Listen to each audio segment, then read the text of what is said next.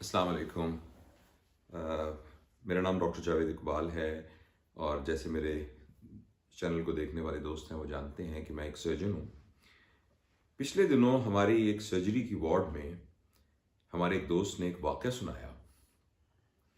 वो वाक़या इतना मुझे अहम लगा कि मेरा जी चाहा कि मैं इस चैनल के ज़रिए आपके साथ शेयर करूँ। ऐसा हुआ कि एक ज़ईफ़ शख्स जिनके पेट में छुरी लगी थी, उनको लाया गया इमरजेंसी में और उनका ऑपरेशन हुआ।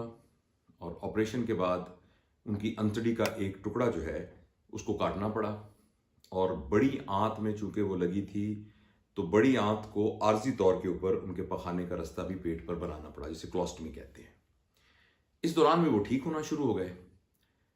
तो वो बार बार ये पूछते थे कि यार बताओ तो सही, मुझे छुरी मारी किसने है।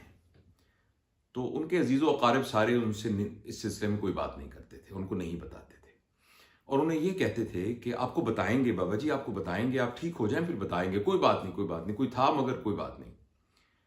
जब वो काफ़ी बेहतर हो गए तो एक दिन उन्होंने इस्तफसार किया कि मुझे बताओ तो सही, मुझे छुरी किसने मारी है। तो किसी ने उनको ये बताया कि ये छुरी आपके बेटे ने ही मारी है, क्योंकि उनके घर में कुछ थोड़ा सा तनाज़ा चल रहा था। तो उसके बेटे को तैश आया तो रात को सोते में उसने अपने वालिद को वो छुरी मारी। ये बात सुन के वो बुजुर्ग चुप कर गए। और मेरे दोस्त प्रोफेसर मुनव्वर जमील, उन्होंने ये कहा कि वो बुजुर्ग जो बिल्कुल ठीक हो रहे थे वो चुप कर गए और उसके बाद किसी ने उनके मुंह से कोई फिक्रा नहीं सुना, यहां तक कि वो 3 दिन के बाद फौत हो गए।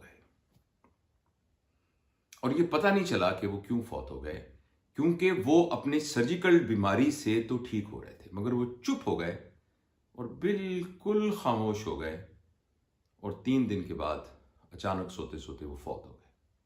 तो ये बात सुनते हुए हमारे एक दोस्त ने कहा कि यार फौत तो वो उसी वक्त हो गए थे जब उनको ये पता चला कि उनके सके बेटे ने उनको छुरी मारी है।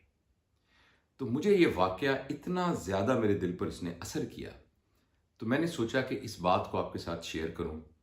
और ख़ास तौर पर जो हमारे नौजवान जिनकी किसी वजह से अपने वालदैन के साथ कोई इख्तलाफ है, उनको ये बात बताऊं कि वालदैन की अपनी औलाद के बारे में कितनी शदीद मोहब्बत होती है। शायद नौजवान लोगों को उस वक्त तक पता नहीं चलता जब वो खुद माँ या बाप नहीं बनते कि बाप औलाद के बारे में उनके क्या जज्बात होते हैं।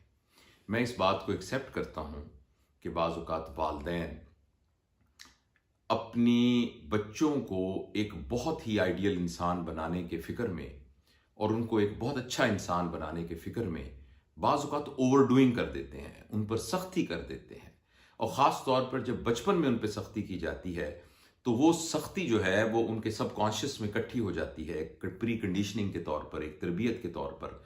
और जब वो बड़े होते हैं तो चाहे उनको मालूम ना भी हो उन बच्चों को, तो उनका अपने वालदैन के साथ एक लव हेट रिलेशनशिप डेवलप हो जाता है, जिसमें फितरी तौर पर उनको माँ बाप से मोहब्बत भी होती है मगर उनके फैसलों से और उनके रवैयों के साथ एक नफरत भी होती है। और ये देखने में आया है कि वो बच्चे जो हैं वो बाज़ औक़ात अपने वालदैन के खिलाफ बिहेव करना शुरू कर देते हैं। और कभी ऐसा भी होता है कि वालिद जो कहते हैं उनसे उल्टा करना शुरू कर देते हैं। लेकिन मैं आपसे इस वाक़े के बाद मेरा जी चाहा कि मैं तमाम उन नौजवानों से बात कर सकूं जिनके अपने वालदैन से इख्तलाफात हैं। मैं उनको ये बताना चाहता हूं कि वालिद के दिल में और वालदा के दिल में आपके बारे में जो जज्बात हैं उसका अंदाज़ा लगाने के लिए आपके अंदर भी एक बाप और माँ का दिल होना ज़रूरी है। उसके बगैर आपको कुछ समझ नहीं आ सकता। देखिए, एक कोई भी शख्स किसी और शख्स की तरक्की को देखकर खुश नहीं होता इतना ज़्यादा, उसके दिल में एक जेलसी क्रिएट होती है, सवाए अपनी औलाद के। जब कोई औलाद अपने वालिद से आगे जाती है तो वो वालिद के लिए फ़ख्र का बायस होता है, वो वालदा के लिए फ़ख्र का बायस होता है। तो एक उन जज्बात का ख्याल रखते हुए वालदैन अगर बज़ाहिर थोड़े से ज़िद्दी भी हों और थोड़े से सख्ती भी करते हों, तो मेरी ये दरख्वास्त होगी कि उनकी इस मजबूरी को समझते हुए औलाद को अपने रवैये, अपने वालदैन के बारे में अपने रवैये के सिलसिले के अंदर कभी भी सख्ती नहीं लानी चाहिए। हमेशा टॉलरेंस लानी चाहिए, हमेशा अंडरस्टैंडिंग लानी चाहिए, हमेशा एक मोहब्बत का यानी ताल्लुक रखना चाहिए। हमारे यानी अब किसी भी मजहब के अंदर भी ये एक रिलीजियस रिस्पॉन्सिबिलिटी भी है कि वालदैन के बारे में उफ ना किया जाए। तो इस छोटे से वाक़े की वजह से मैं के ज़रिए से मैं आपको ये पैगाम देना चाहता था कि अगर आपका अपने वालिदैन से कोई भी इख्तलाफ है तो मेहरबानी करके जाके उन्हें गले लगा लीजिए, मेहरबानी करके उनके पाँव को पकड़ लीजिए, जाके अपनी वालदा के पैरों को चूम लीजिए, उनके हाथों को चूम लीजिए, अपने वालिद साहब के पैरों को चूम लीजिए, हाथों को चूम लीजिए और उनको बताइए कि अब तक अगर मेरे मेरे मुंह से कोई आपके बारे में सख्त बात निकल गई है तो आप उसको मेहरबानी करके माफ़ कर दें। और आइंदा के लिए ख्याल रखिए कि ये वो लोग हैं जो आपको इस दुनिया में लाने का बायस बने। ये वो लोग हैं कि जब आप बिल्कुल बेसहारा थे, बेआसरा थे, अपने सर अपने अपने अपने बोझ को भी नहीं उठा सकते थे, उन्होंने आपके बोझ को उठाया। जब आप अपना पेशाब पखाना साफ नहीं कर सकते थे, इन्होंने आपका पेशाब पखाना साफ किया। जब आपको खाने की ज़रूरत थी तो इन्होंने खुद मुशक्क़त करके, मेहनत करके आपकी तालीम के लिए, आपके पढ़ने के लिए, आपकी सहूलत के लिए, आपकी आसानी के लिए अपनी ज़िंदगी को मुश्किल बनाया। अब अगर वो बूढ़े हो गए हैं और उनका थोड़ा सा समझने का जो मयार है वो कुछ तब्दील हो गया है या वो फिज़िकली उतने स्ट्रॉन्ग नहीं रहे, तो उसमें ये बहुत बड़ी सादत होगी औलाद के लिए कि वो अपने वालिदैन के साथ किसी किस्म के तनाज़े को ख़त्म करके उनको सही मानों में लुक आफ्टर कर सके। शुक्रिया।